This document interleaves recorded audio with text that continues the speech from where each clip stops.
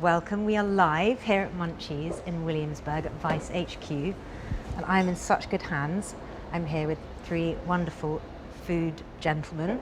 So we've got Patrick Brown, CEO and founder of Impossible Foods, a man who kind of needs no introduction, but I'll do it anyway. David Chang, chef and founder of Momofuku, and Rudy, executive chef of Ssäm Bar. Matt Rudofker. Yeah, just because I call him Rudy. I mess it up for everyone. He told me I had to call him Rudy. It's He paid me. It's easier that way. Such a handsome man. And I'm about to taste the first ever plant-based burger which bleeds. I mean, I didn't just make that up. That's verbatim what it is. So, I mean, look, I'm a meat eater. What? As am I. Sell it to me. Well, about a year ago, before I'm going to let Pat explain, and then I'll let Pat explain because this is why I was so surprised by how delicious it was. So when I read about it, I was like, I need to find out more about this thing. Because I'm always keeping my ear to the ground about all the new and delicious things, whether they're meat or non-meat. And it took me a while to find a way to actually taste it. And then I didn't know what to expect, having had some meat substitutes over my lifetime. I've never been that enamored. And then when we cooked it, I saw that it cooked a lot like meat and tasted a lot like meat, and it was just supremely delicious, and my mind exploded. And then having spoken to people like Harold McGee, who is a friend and advocate of this as well, I knew that the science worked. And then that's when I met Big Man himself, and he explained to me sort of the mission behind Impossible Food and the burger, and I was very excited about it. So was the mission to create, as you said, a plant-based burger that really does, mimic meat, the beef burger?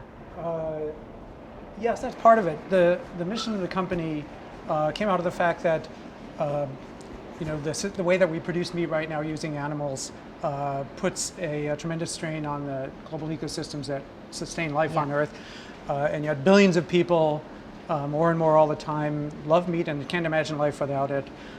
So we have to resolve that dilemma, and I had a realization 5 years ago that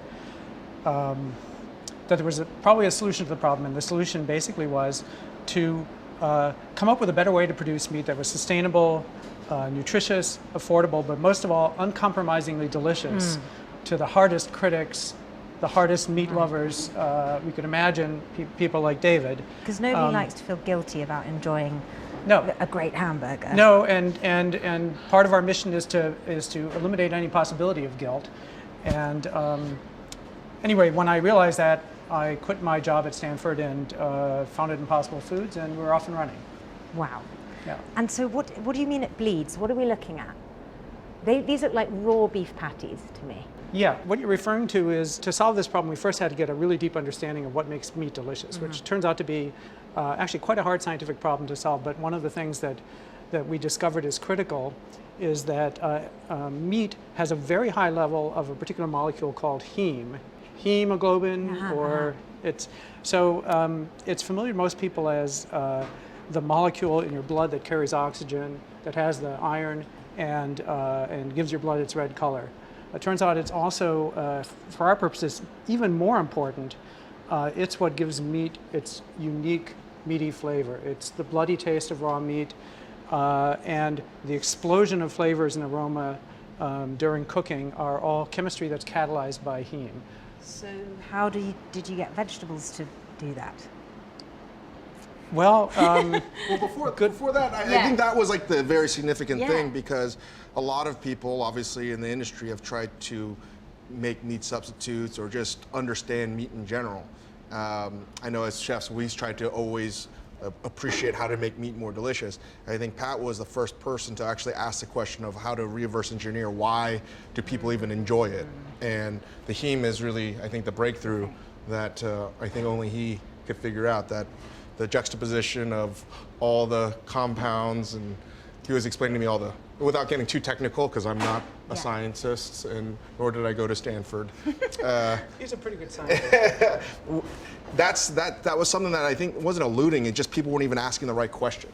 And when I figured out that's what was going to unlock sort of a whole new level of understanding and culinary ideas, I was like, this is going to be delicious, and it's something I definitely have to stand behind.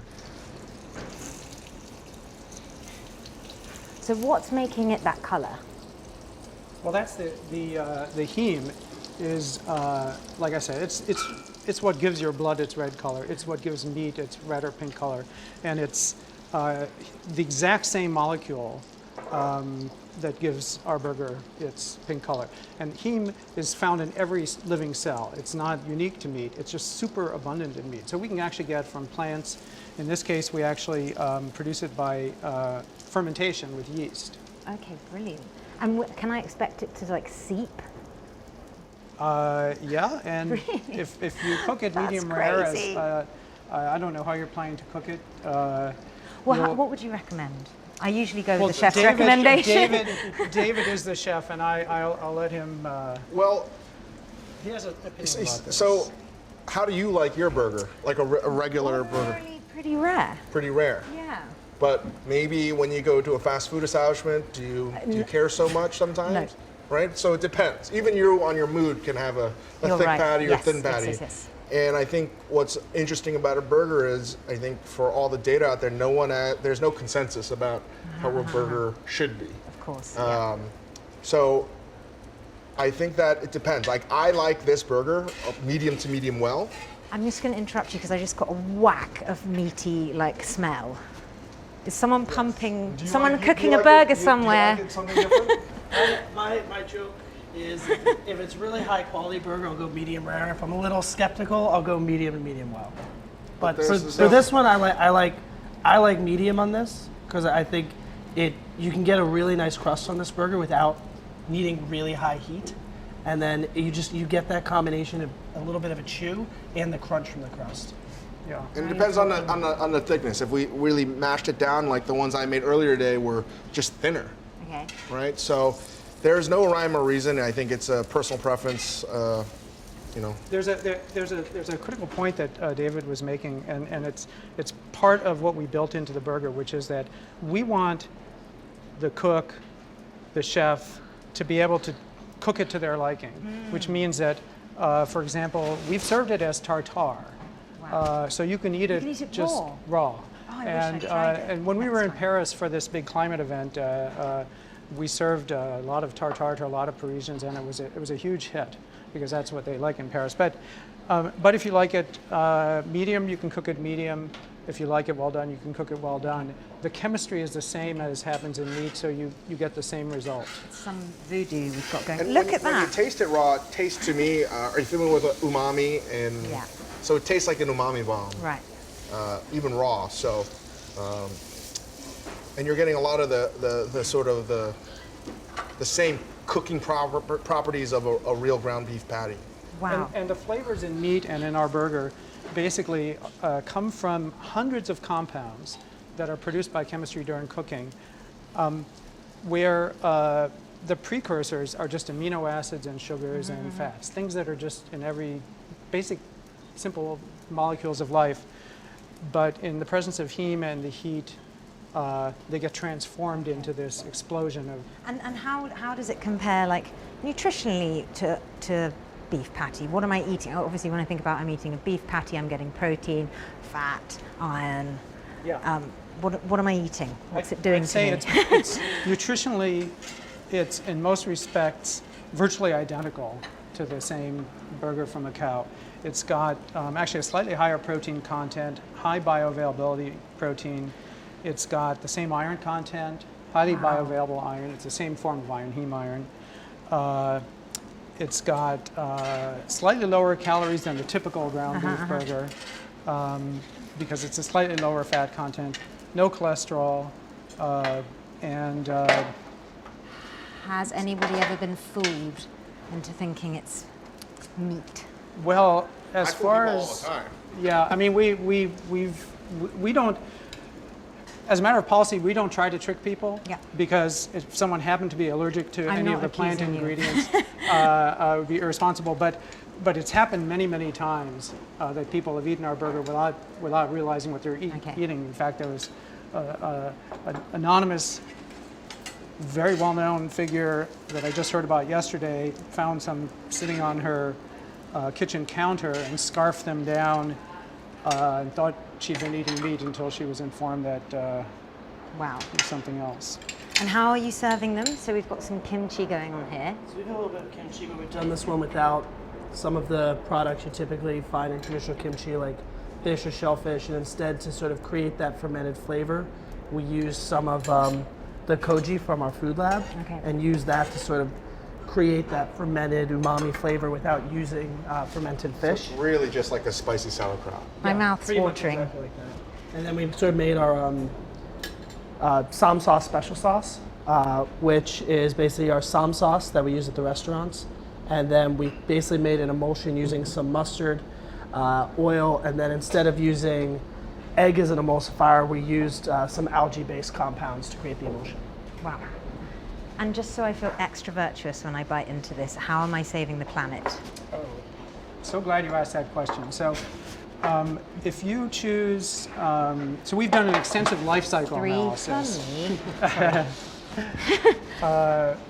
Looking at all the environmental impacts of our burger and comparing it to the same burger from a cow. And to sum it up, basically, if you eat a quarter-pound Impossible Burger instead of a quarter-pound burger made from a cow, you save greenhouse gas emissions that are equivalent to driving 18 miles by yourself in a typical American car. You save water that's equivalent to taking a 10-minute shower, or more water than you would drink in a couple of months. And you save a land area of, you free up a land area of 75 square feet. That is what the difference in the land area to produce this from a cow as opposed to the way we do it. That's land that can be used for wildlife habitat and other purposes. So it's restoring a natural environment in that sense. Yeah. Okay, where do I sign? Let's do it. Do good. Thank you, Rudy, so much for cooking this for us. Okay, So I eat it? Yes. All right. here we go. Actually, the best part is I'm going to try your kimchi. And most of these I don't know if you can ingredients, tell, but it is kind of bleeding. most of these ingredients, I mean, we have in our own restaurant, so they're just naturally occurring. The only thing that is we couldn't make is the discovery of the heme that Impossible makes. Right. This is It's all kind of simple, freaking me natural out. stuff. This is like some witchcraft you've got going on here. It's actually, if you'd seen the, we did a demo earlier today, see all the ingredients that go into, as David was saying, they're all things that you would find in his kitchen, with the exception of the heme. Just simple, familiar. Ingredients that have been used by, food cultures for thousands of years, 1,000 years. Some of It's which. it's just knowing which exact ones to use and exactly how to put them together that makes the difference. And it's very much like what David does. Anyone can probably take the same ingredients that David uses in his restaurant and produce something that's barely edible. If you know what you're doing and you do it right, you produce something that's transformative. Yeah, this is impressive. You've broken through. This is crazy. I think we might have to have seconds, so you might have to leave us to some more cooking. Thank you so much. I feel honoured and spoiled to have tried this. And Thank you. guys, this is apparently coming to a restaurant near you soon. Very Tomorrow important. Tomorrow at Nishi, Momofuku Nishi in Chelsea, we start at lunch at noon. Okay. At noon. Great. The first You're going to have a Impossible queue around the Burger block. to be served on the regular menu of a restaurant will be, I guess, shortly afternoon at Nishi. So if you want one, show up early. Okay. I've got to stop talking with my mouth full. Thank you so much. Thank you. It's a Bon pleasure. appetit.